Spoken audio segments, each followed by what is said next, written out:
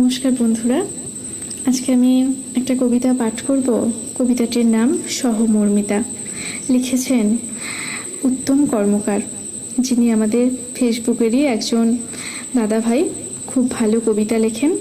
আমি পাঠ করছি, অবশ্যই শুনবেন আর ওনাকে পারলে ফলো করে রাখবেন ভালো ভালো কবিতা পাওয়ার জন্য।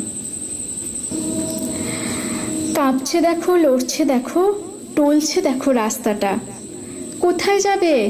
গুলিয়ে গেছে, হারিয়ে গেছে আস্থাটা। বামে গেলে ডাইনে ঘুরি, হারিয়ে গেছে ইচ্ছেটা। সারাক্ষণই ঘুরতে থাকে, পাইনে খুঁজে পূর্ণতা। পথ চলে আমিও চলি, হারিয়ে গেছে মান্যতা।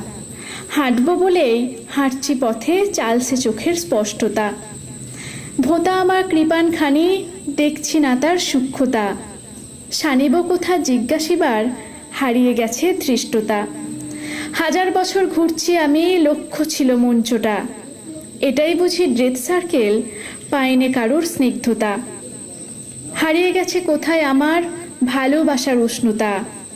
হারিয়েছি আজ আপনজনা, তাই তো পথে বিঘ্নতা।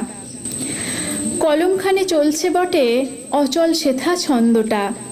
নূতন পাতা খুললে নাকে, পাইনে খাতার গন্ধটা। জীবন নিয়েই বয়ে বেড়াই, পালন করি কৃচ্ছতা। ঘা দগদগ হৃদয় আমার, নেইকো সেথায় সুস্থতা। কোথায় গেল মনুষ্যত্ব, শুধুই আছে খর্বতা। পৃথ্বীখানের মাঝে সবাই, একাই নাকি অল্পতা। যুদ্ধ রবে স্তব্ধ সবে, দেখছি কত হিংসতা। দেখছি আমি সব জায়গাতেই হারিয়ে সহমর্মিতা।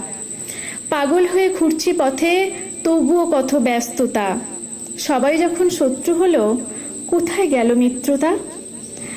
নারী পুরুষ সমান তালে, চলছে কেমন ভ্রষ্টতা। চলছে চলে লক্ষ্য করি, কমলো না কই কষ্টটা। আনন্দটা হারিয়ে গেছে, তীব্র এখন বিষণ্ণতা। পাগল আমি খুঁজে মরি, কোথায় আমার পবিত্রতা? কোথায় আমার পবিত্রতা?